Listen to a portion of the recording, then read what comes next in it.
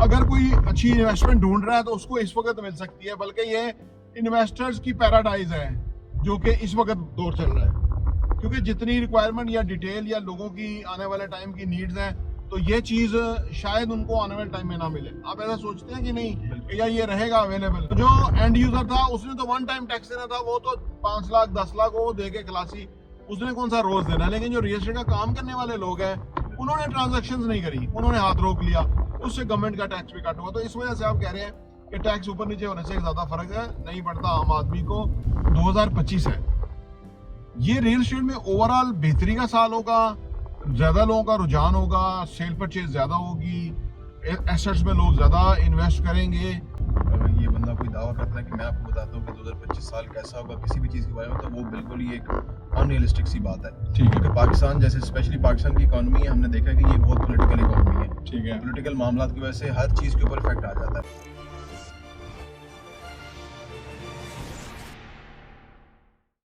बिस्मिल्लाहिर्रहमानिर्रहीम, अस्सलाम वालेकुम रहमतुल्लाहि व बरकातुहू। मेरा नाम अहमद अकील है, आप देख रहे हैं प्रॉपर्टी इन टीवी। मेरे साथ एहसन हसन है। काफ़ी अर्से के बाद हम कांटा कर रहे हैं। एहसन से पूछेंगे कि मार्केट, रियल एस्टेट की मार्केट इस वक्त कैसे चल रही है, इनकी क्या असेसमेंट है और ये क्या कहना चाहेंगे, बताइए एहसन। जी देखिए, रियल एस्टेट की मार्केट जो है वो पिछले 2 सालों के अंदर तो हमने जो देखा है अभी एक्सपीरियंस के मुताबिक, वो ये कि काफ़ी सारी चीज़ें जो है वो एक्सपोज हुई हैं इसके अंदर।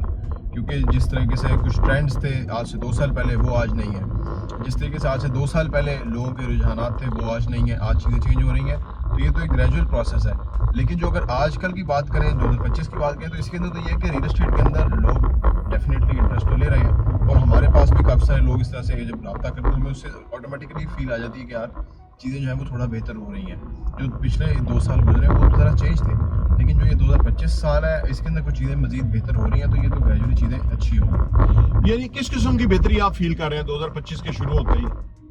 2025 का जो डिफरेंस है 2024 से, वो ये है कि देखें 2024 के अंदर तो जो ओवरऑल जब सिनेरियो चेंज होता है ना, तो उससे इफेक्ट होता है कि लोगों की जारी बात है कि एक बंदा इन्वेस्टमेंट करेगा, एक बंदा कोई एसेट परचेज करेगा, अपने कोई स्टेक्स को मूव करेगा एक जगह पे, तो वो फिर चाहता है कि वहाँ पे उसको सिक्योरिटी मिले। तो जो 2024 गुजरा है उसमें तो हमारे सामने ही रहा है कि किस तरीके से वो सारे पॉलिटिकल मामला भी हुए, और उसके बाद फिर काफ़ी इकोनॉमिकल डाउनफॉल भी आया चीज़ों के अंदर। तो उसकी वजह से काफ़ी ज़्यादा इम्पैक्ट पड़ा था चीज़ों के ऊपर। क्योंकि जारी बात अगर एक मुल्क के अंदर कोई प्रॉब्लम चले तो वहाँ पे मुश्किल ही है कि कोई बंदा इन्वेस्टमेंट करने के लिए जाएगा, तो वो ऑटोमेटिकली कोई सेफ जोन ढूंढेगा।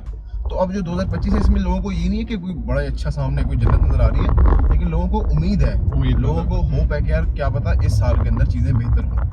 और आहिस्ता आहिस्ता ग्रेजुअली चीज़ें जब बेहतर हो भी रही हैं थोड़ी थोड़ी, तो उसकी वजह से थोड़ी सी जो होप है वो मजीद बढ़ रही है कि यार आने वाले टाइम में चीज़ें बेहतर होंगी। ठीक है। अच्छा, 2025 के अंदर लोगों को इन्वेस्टमेंट करते हुए क्या चीजें मद्देनजर रखनी चाहिए, आप क्या समझते हैं? देखिए जो प्रीवियसली आपने देखा। बिल्कुल बिल्कुल।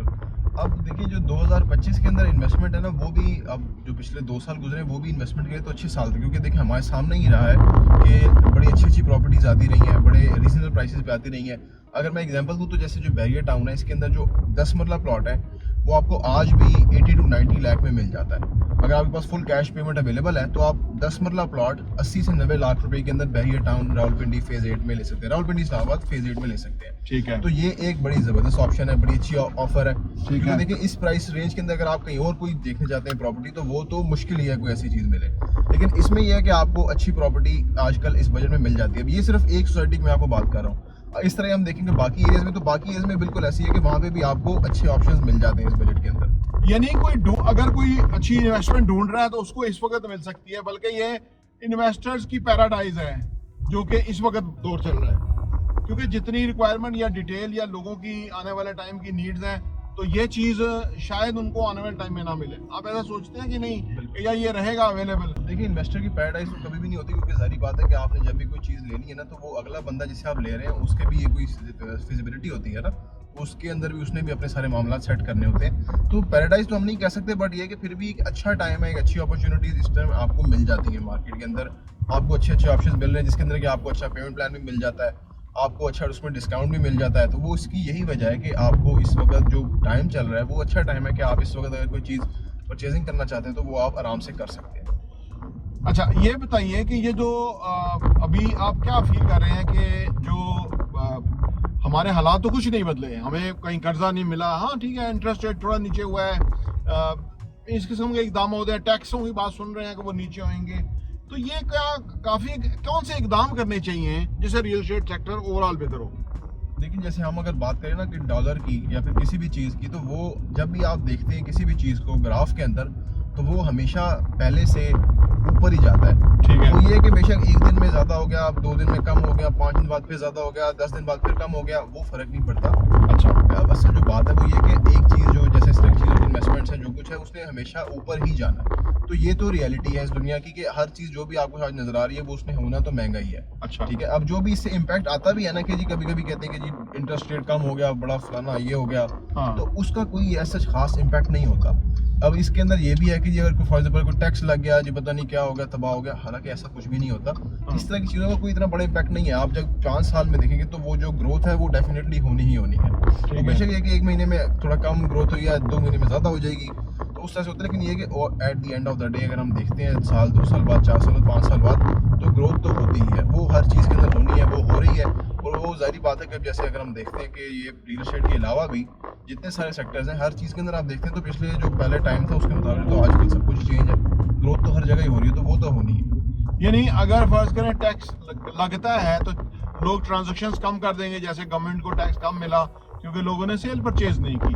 तो जो एंड यूजर था उसने तो वन टाइम टैक्स देना था, वो तो 5 लाख 10 लाख वो दे के खलासी, उसने कौन सा रोज देना है। लेकिन जो रियल एस्टेट का काम करने वाले लोग हैं उन्होंने ट्रांजैक्शंस नहीं करी, उन्होंने हाथ रोक लिया, उससे गवर्नमेंट का टैक्स भी कट हुआ। तो इस वजह से आप कह रहे हैं कि टैक्स ऊपर नीचे होने से ज़्यादा फर्क है नहीं पड़ता आम आदमी को।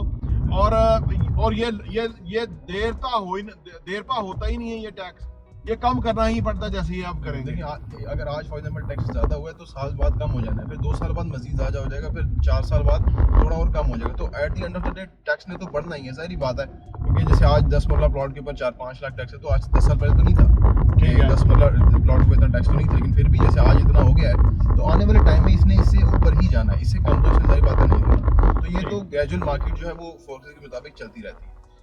अच्छा ये बताइए कि रियल एस्टेट में लोग इन्वेस्ट नहीं करते, हालांकि इसमें बहुत ज़्यादा उनको प्रॉफिट है, पैसा कंपाउंड होता है, पैसा ग्रो करता है, ठीक है ना, और लोगों के पास पैसे भी होते हैं, लेकिन इन्वेस्टमेंट का रुझान क्यों नहीं है पाकिस्तान के अंदर? नहीं, रियल एस्टेट में देखिए इन्वेस्टमेंट का रुझान है, और पाकिस्तानी कम मुल्कों में से ऐसा कि जिसके अंदर आपकी आबादी का 80% ज़्यादा जो एसेट्स है, जो वेल्थ है, वो रियल एस्टेट के अंदर स्टोर है। तो वो ऑलरेडी लोग रियल एस्टेट में इन्वेस्टमेंट तो कर रहे हैं। बात यह है कि पाकिस्तान के अंदर रियल एस्टेट के अंदर वो लोग इन्वेस्ट नहीं कर पाते जिनका बजट कम है, क्योंकि वो जाहिर बात है कि रियल एस्टेट जो है उसका थोड़ा आपको ज़्यादा बजट चाहिए होता है। अगर कम बजट में आप जाएंगे तो वो फिर आप रियल एस्टेट में नहीं जाते, वो फिर आप कुछ स्कीम्स होती हैं, कुछ फाइल्स हैं, उसका मामला में आप चल जाते हैं, तो वो ऐसा रियल एस्टेट नहीं है।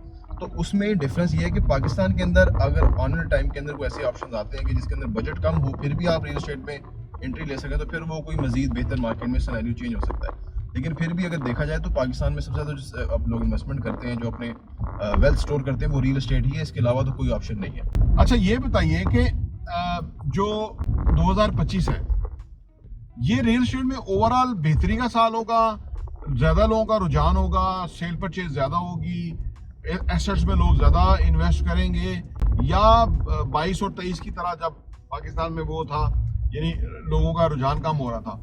नया साल होने की वजह से सेंटीमेंट तो बहुत पॉजिटिव है, लेकिन असल में होगा क्या? आपकी क्या ऑब्जर्वेशन है? देखिए अगर ये बंदा कोई दावा करता है कि मैं आपको बताता हूँ कि 2025 साल कैसा होगा किसी भी चीज़ के बारे में, तो वो बिल्कुल ही एक अनरियलिस्टिक सी बात है। ठीक है। क्योंकि पाकिस्तान जैसे स्पेशली पाकिस्तान की इकॉनमी है, हमने देखा कि ये बहुत पॉलिटिकल इकॉनमी है। ठीक है। पॉलिटिकल मामला की वजह से हर चीज़ के ऊपर इफेक्ट आ जाता है। तो उस सिनेरियो के अंदर अगर देखें तो कोई भी बंदा नहीं बता सकता कि 2025 में क्या होगा।